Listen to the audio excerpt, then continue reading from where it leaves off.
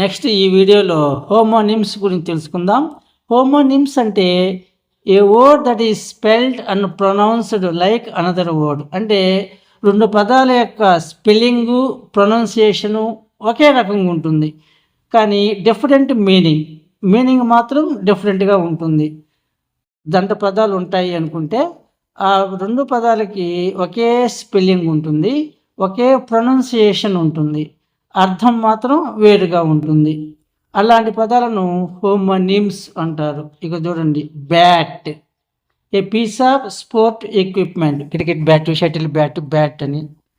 మళ్ళీ బ్యాట్ ఉంది, ఏ flying మమ్మల్, bat అంటే గబ్బిలం. ఇట్లా స్పెల్లింగ్ ఒకటే, ప్రొనౌన్సియేషన్ ఒకటే, అర్థం మాత్రం వేరుగా ఉంటుంది. ఇలాంటి పదాలను హోమోనిమ్స్ అంటారు.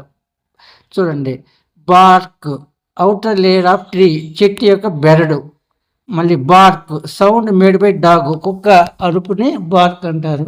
పార్క్, ఏ గ్రాసీ ఏరియా, అంటే ఆకుపచ్చగా ఉండే ఏరియా పార్క్ అంటాం. అదే పార్క్ అని ఇంకొక పదం, ప్లేస్ వేర్ ప్లేసింగ్ వెహికల్స్, అక్కడ వెహికల్స్ని ప్లేస్ చేసే భాగాన్ని, స్పేస్ని కూడా పార్క్ అంటారు.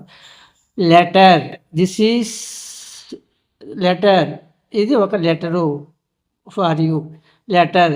మళ్ళీ లెటర్ అంటే ఏ ఈజ్ ద ఫస్ట్ లెటర్, అక్షరము అని. బ్యాంక్, ఏ ఫైనాన్షియల్ ఇన్స్టిట్యూట్, బ్యాంకు మనం డబ్బులు తీసుకోవడం వేయడం. మళ్ళీ ఇంకొక బ్యాంక్ ఉంది, ద సైడ్ ఆఫ్ రివర్, నది ఒడ్డును కూడా బ్యాంక్ అంటారు. వాచ్, ఏ టైం పీస్, వాచ్ అంటే గడియారం అనుకుందాం. మళ్ళీ ఇంకొక watch, to observe something, watching అంటే గమనించడం. ఇట్లా ఈ పదాలన్నింటిలో కూడా స్పెల్లింగు, ప్రొనౌన్సియేషన్ ఒకే రకంగా ఉన్నాయి, అర్థాలు మాత్రం వేరుగా ఉంటాయి. ఇట్లాంటి పదాలను హోమోనిమ్స్ అంటారు. ఇక చూడండి, డిఫరెన్స్ చూద్దాం. హోమోఫోన్స్ అయితే మీనింగ్ డిఫరెంట్గా ఉంటుంది, స్పెల్లింగ్ డిఫరెంట్గా ఉంటుంది, ప్రొనౌన్సియేషన్ ఒకటిగా సేమ్ ఉంటుంది. హోమోనిమ్స్ అయితే meaning different, spelling, pronunciation same ఒకే రకంగా ఉంటుంది.